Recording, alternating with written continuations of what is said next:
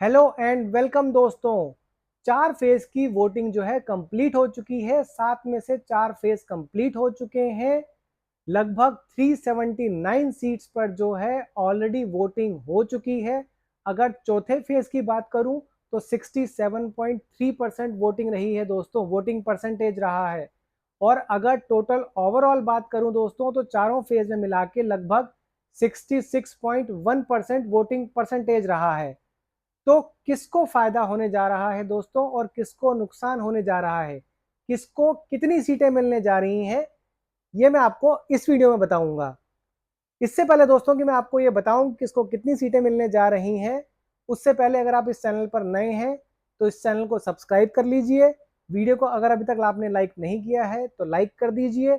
Comment section में आप भी कमेंट करके बता सकते हैं कि आपको क्या लगता है किसको कितनी सीटें मिलेंगी। और इस वीडियो को ज़्यादा से ज़्यादा शेयर कर दीजिए ताकि पूरे भारतवर्ष में ये वीडियो फैल जाए। तो दोस्तों अब मैं वीडियो की शुरुआत करता हूं। आपको बताता हूं कि किसको कितनी सीटें मिल रही हैं, एनडीए को कितनी मिल रही हैं और इंडी गठबंधन को कितनी मिल रही हैं और अदर्स को कितनी मिल रही हैं। तो दोस्तों जैसा कि मैं शुरू से कहता आ रहा हूं, अगर आपने मेरे पुराने वीडियोस भी देखे होंगे तो मैं शुरुआत ही इसी से करता हूं कि क्यों पड़े हो चक्कर में, कोई नहीं है टक्कर में। इन 379 सीट्स में दोस्तों तकरीबन तकरीबन 273 सीट्स जो है वो एनडीए जीत रहा है। जी हाँ दोस्तों, 273 सीट्स जीतकर एनडीए जो है ऑलरेडी मेजॉरिटी पा चुका है। 543 सीट्स में से 272 सीट्स चाहिए मेजॉरिटी के लिए, बट 4 फेसेस के इलेक्शंस होने के बाद ही जो है एनडीए ने मेजॉरिटी पा ली है। अदर्स और इंडी गठबंधन मिलकर 106 सीटें पा रहे हैं। अच्छा, मेरे ऐसा कहने की वजह क्या है दोस्तों, आखिर ऐसा कॉन्फिडेंस क्यों है मेरे अंदर? ऐसा कॉन्फिडेंस इसलिए है दोस्तों, मैं ओवर कॉन्फिडेंट नहीं हो रहा हूं, बट आपको बता रहा हूं कि ये कॉन्फिडेंस है। और कॉन्फिडेंस है तो क्यों है? ये कॉन्फिडेंस इसलिए है दोस्तों कि जब हम मोदी को सुनते हैं तो हम सोचते हैं कि हमें बीजेपी को या एनडीए को वोट देना चाहिए। लेकिन जब हम राहुल गांधी को सुनते हैं तो हम मजबूर हो जाते हैं बीजेपी या एनडीए को वोट देने के लिए। और तो और दोस्तों, जब हम बाकी लोगों के बयान सुनते हैं या उनके विचार सुनते हैं, समझते हैं, जैसे अखिलेश यादव हो गए, शरद पवार हो गए, या कांग्रेस की ही पार्टी के और लोग हैं, या पिनरई विजयन केरला के हो गए, स्टालिन हो गए, उनके बेटे हो गए, उनके विचार सुनते हैं तो हमारी मजबूरी हो जाती है कि हमें बीजेपी और एनडीए के अलावा और कोई पार्टी नजर और या अलायंस नजर आता ही नहीं है।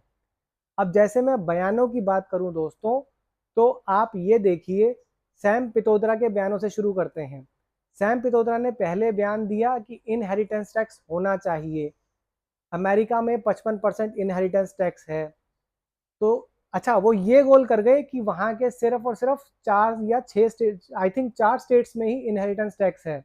बाकी के 49 टोटल स्टेट्स हैं उनमें टैक्स नहीं है, सिर्फ 4 स्टेट्स में ही टैक्स है।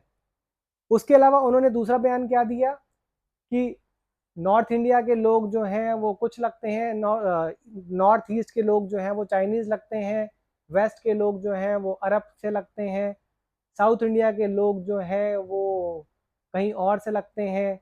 मतलब ऐसा बेतुका बयान कि दोस्तों मेरे से बोला भी नहीं जा रहा, जिसकी वजह से कि उन्होंने खुद भी रिजाइन भी कर दिया इंडियन ओवरसीज कांग्रेस के पद से। बट दोस्तों ऐसे ऐसे जब आप सुनते हैं ना तो सच समझ में आता है कि कौन सी पार्टी है जो देश जोड़ के रखना चाहती है और कौन सी पार्टी है जो देश तोड़ना चाहती है। ऐसे बयान कोई कैसे दे सकता है? ऊपर से राहुल गांधी के बयान आप सुनिए दोस्तों कि हम खाद और बीज से जीएसटी हटा देंगे, हम 1 लाख रुपए देना शुरू कर देंगे। ये सब मैं आपको वैसे बता चुका हूँ। अखिलेश यादव या राहुल गांधी का ही कांग्रेस की पार्टी कहती है हम 370 हटा देंगे। अब देश का कौन सा ऐसा नागरिक जो है खुश होगा कि अगर धारा 370 दोबारा से आ जाती है? तो कौन सा ऐसा नागरिक है जो खुश होगा धारा 370 के दोबारा आने से? शायद कुछ कश्मीरी जो कि ऑलरेडी अपनी पॉलिटिकल पार्टी बना के बैठे हुए हैं वो शायद खुश हो, अदरवाइज और तो कोई खुश नहीं होने वाला दोस्तों। ऐसे ही अखिलेश यादव के बयान देख लीजिए, मतलब उनका आप पूरा मैनिफेस्टो पढ़ लीजिए, ऐसा लगेगा कि शायद वो शरिया ही लागू करना चाहते हैं। तो दोस्तों इन लोगों के, अच्छा शरद पवार का बयान सुन लीजिए आप। शरद पवार ने जैसे ही वोटिंग खत्म हुई है सतारा में, नासिक में, जो उनका मेन जो हब है, वो उन्होंने वहां पे बयान दिया वोटिंग खत्म होने के बाद ही, तीसरे फेज के एंड में, कि जितनी भी छोटी पार्टीज हैं उन्हें कांग्रेस के अंदर मर्ज कर जाना चाहिए ताकि एक स्ट्रॉन्ग अपोजिशन सामने आ सके। इसका क्या मतलब बनता है दोस्तों, यहां से मुझे सबसे ज्यादा कॉन्फिडेंस मिला है जो शरद पवार का बयान है। इसका मतलब ये है कि जितनी भी छोटी रीजनल पार्टीज हैं वो इस लोकसभा के चुनाव में अच्छा परफॉर्म नहीं करने वाली हैं, चाहे वो शिवसेना का धड़ा हो जो कि अपना उद्धव भाऊ का है, या फिर शरद पवार का हो, या फिर और जो AIADMK की तमिलनाडु की पार्टी हैं और छोटी पार्टी हैं वो हो, या कुछ केरला की पार्टीज हो जो कि छोटा मोटा अपना 2-4 सीटों पे लड़ती हैं, उनकी परफॉर्मेंस अच्छी नहीं रहने वाली है। इसमें मैं आपको भी जोड़ूंगा क्योंकि आप तकरीबन अगर देखा जाए तो शायद 19 या 20 सीटों पर लड़ रही है। दिल्ली में 4 सीटों पे, पंजाब में 13 सीटों पे, उसमें भी वो कांग्रेस और बीजेपी दोनों के साथ लड़ रही है, अकाली भी उसमें है, और एक एक सीट वो हरियाणा में और गुजरात में लड़ रही है मेरे ख्याल से। तो टोटल 19 सीटों पे वो लड़ रहे हैं। बहुत ज़्यादा इम्पैक्ट वो नहीं करने वाले हैं मेरे हिसाब से। जितनी भी सीटें उनको मिलेंगी वो सारी की सारी पंजाब में मिलेंगी, वो 4 मिले या 5 मिले वो उनकी किस्मत पर डिपेंड करता है। इससे 5 से ज़्यादा सीटें मैं आपको नहीं देने वाला हूँ।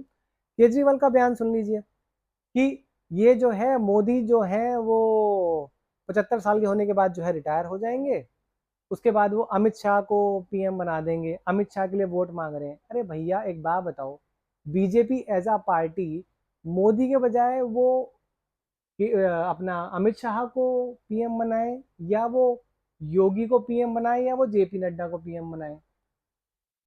तुमसे तो कम से कम अच्छे ही हैं। कौन ऐसा मतलब शख्स होगा, कौन ऐसा नागरिक होगा जो कि ये कहेगा कहेगा कि नहीं हमें अमित शाह पसंद नहीं है? जिस हिसाब से वो मोदी के साथ इतने सालों से हैं, वो जानते हैं कि मोदी कैसा नेतृत्व करते हैं और वो काफी हद तक उस चीज में ढल चुके हैं। तो उनका भी नेतृत्व अगर आएगा तो वो अच्छा ही होगा। हाँ, पेश शायद वो ना रहे जो नरेंद्र मोदी के पेश है, लेकिन वो भी एक अच्छे नेतृत्व, एक कुशल नेतृत्व वो ऑलरेडी दिखा चुके हैं। जब वो 2014 में यूपी गए थे और यूपी में बीजेपी ने 73 सीटें जीती थी, तो वो कुशल नेतृत्व दिखा चुके हैं। बंगाल में बीजेपी ने अच्छी खासी सीटें, 18 सीटें जीती थी। तो इसीलिए मेरा कॉन्फिडेंस और बढ़ता है। एक अच्छा और दोस्तों, जो मेरी सबसे बड़ी कॉन्फिडेंस की चीज है वो ये है कि एक अंडर करंट है जो कि कोई भी टीवी चैनल, कोई भी पत्रकार नहीं पकड़ पा रहा है। एक अंडर करंट है मोदी जी को लेके। लोग ज्यादा बात करते करते थक चुके हैं कह ले सकते हैं, और अपोजिशन भी पूरी तरीके से धराशायी हो चुका है, जिसकी वजह से कि एक वो जो अंडर करंट है वो इतना ज्यादा नजर आ नहीं रहा है, बट ये वोटों में तब्दील हो रहा है। मैं आपको ये बताऊं, मैंने जो इस वीडियो में प्रिडिक्ट किया है कि बीजेपी 360 और एनडीए 414 सीटों के साथ जो है बहुत काफी बड़ी बहुमत से विजयी होने जा रहा है, उसमें मैंने बीजेपी को 41% वोट दिया था कि बीजेपी 41% वोट लेके जाएगी। लेकिन इस अंडर करंट की वजह से मुझे लगता है दोस्तों कि हो सकता है कि बीजेपी अकेले जो है 43 या 44% तक भी वोट लेके जा पाए, और एनडीए का जो पूरा वोट है वो 50% को क्रॉस कर जाए। इसका एक और कारण भी है दोस्तों कि विपक्षी दल जिस हिसाब से जो है वो अपने उम्मीदवार देते हैं फिर उसके बाद बदल लेते हैं, उसकी वजह से भी साफ पता चल रहा है कि कॉन्फिडेंस है ही नहीं विपक्षी दलों में। चाहे वो समाजवादी पार्टी हो जिन्होंने कि अपने 23 कैंडिडेट बदले हैं दोस्तों, किसी को टिकट देने के बाद उन्होंने 23 बार उस कैंडिडेट को बदला है। इवन बहुजन समाज पार्टी जो है वो भी अपने 7 से 8 कैंडिडेट बदल चुकी है। कुछ जो रीजनल पार्टीज हैं उनका तो डिसाइड ही नहीं हो पा रहा था कि किसको देना है। बिल्कुल आखिरी क्षण में जाके उन्होंने डिसाइड किया है कि किसको वोट देना, मतलब किसको अपनी टिकट देनी है, किसको नहीं देनी है।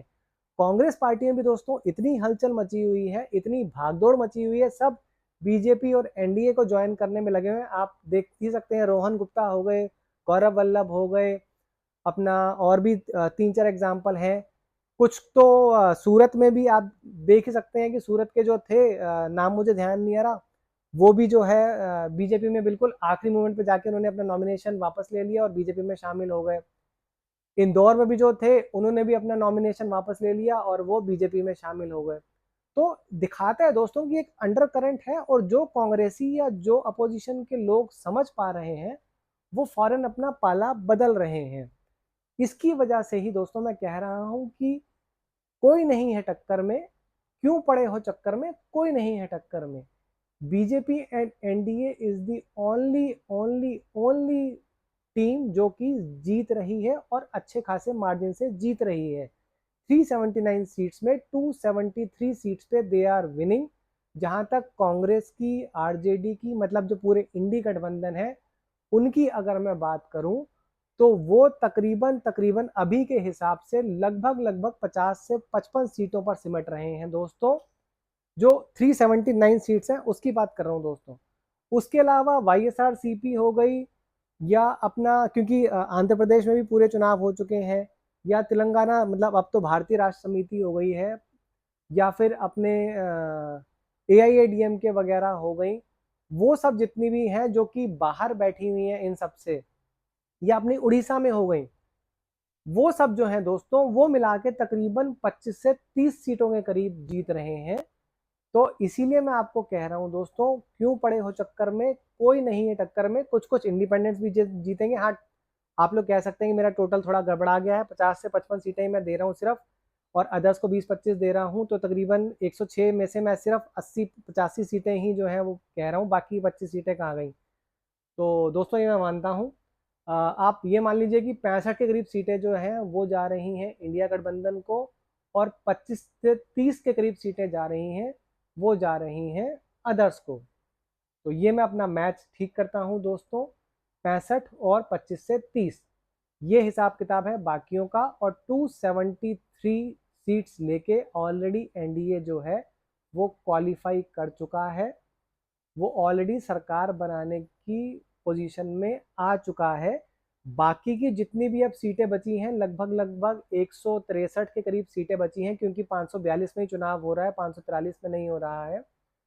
तो वो सीट्स में से इनको तकरीबन अब 127 के करीब सीट्स चाहिए दोस्तों। लगभग लगभग आप कह सकते हैं कि 76-77% के आसपास, 78% के आसपास जो है उनको सीटें चाहिए, जो कि काफ़ी हद तक पॉसिबल है। उनको सिर्फ और सिर्फ एक ही जगह टक्कर मिल सकती है, वो है बंगाल में, बट वहाँ पे भी टक्कर मिलना बहुत ही मुश्किल लग रहा है दोस्तों।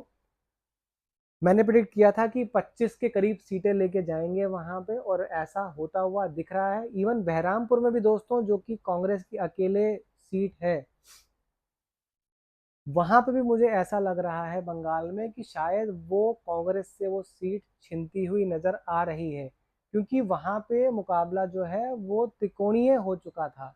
बीजेपी भी, अपना टीएमसी भी और कांग्रेस भी जो है वो तीनों के तीनों लगे हुए हैं जीतने में। इनफैक्ट ये कहूँगा कि शायद वहाँ पे एक और इंडिपेंडेंट भी खड़े हुए थे जो कि काफ़ी अच्छे हैं। तो वहाँ पे लगभग लगभग जो बंदा 30% वोट खींच के लेके जाएगा ना दोस्तों, वही विनर होगा।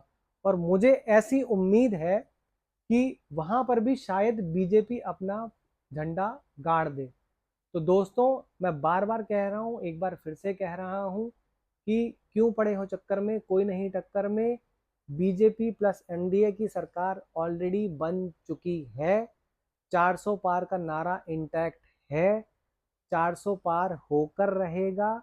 मैंने पहले भी प्रिडिक्ट किया था, बीजेपी 360, एनडीए 414, इसमें 5% का ऊपर नीचे हो सकता है। बीजेपी 342 से लेके 378 के बीच में, और अपना एनडीए जो है वो 395 394 से लेके 434 436 तक जा सकता है। But I will stick to these figures only, 360 से लेके और 300 414 एनडीए। तो दोस्तों आप भी मेरे को कमेंट सेक्शन में कमेंट करके बताइए कि आप लोगों का क्या सोचना है। काफ़ी सारे लोग हो सकता है कहेंगे कि भैया बीजेपी इस बार 250 से नीचे आ जाएगी, टोटल 150 आ जाएगी। जिसका जैसा जैसा मत हो दोस्तों, वो कमेंट सेक्शन में कमेंट करके बताइए। जिसको बीजेपी से बदला निकालना है, जिसको एनडीए से बदला निकालना है, जिसको इंडी गठबंधन से बदला निकालना है, अपनी खूब खुन्नस निकालिए और कमेंट सेक्शन में कमेंट करके बताइए कि किसको कितनी सीटें मिलने जा रही हैं। कमेंट्स ज़रूर कीजिएगा दोस्तों। मैं आपसे वादा करता हूँ कि जैसे ही आप लोग कमेंट करेंगे, मेरी पूरी कोशिश होगी कि 1 घंटे के अंदर-अंदर आपको जवाब दे सकूँ उसका, कि मुझे क्या लगता है, आप कहाँ पे सही हैं, कहाँ पे गलत हैं। अभी के लिए दोस्तों मैं अपनी वाणी को विश्राम देता हूँ। मेरा वीडियो एंड तक देखने के लिए आप सब लोगों का बहुत-बहुत, बहुत धन्यवाद दोस्तों। बहुत-बहुत, बहुत शुक्रिया।